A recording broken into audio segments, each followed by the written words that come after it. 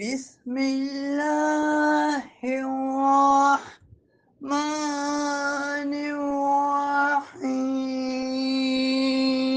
قل من ينجيكم من ظلمات البر والبحر تدعونه تضرعا وخفية لئن أنجانا من هذه لنكونن من الشاکرین۔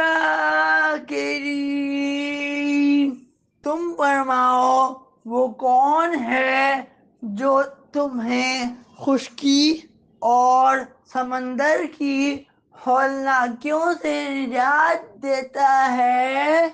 تم اسے گر گرا کر پوشیدہ طور پر پکارتے ہو اور تم کہتے ہو کہ اگر وہ ہمیں اس سے نجات دے دے تو ہم ضرور شکر گزاروں میں سے ہو جائیں گے۔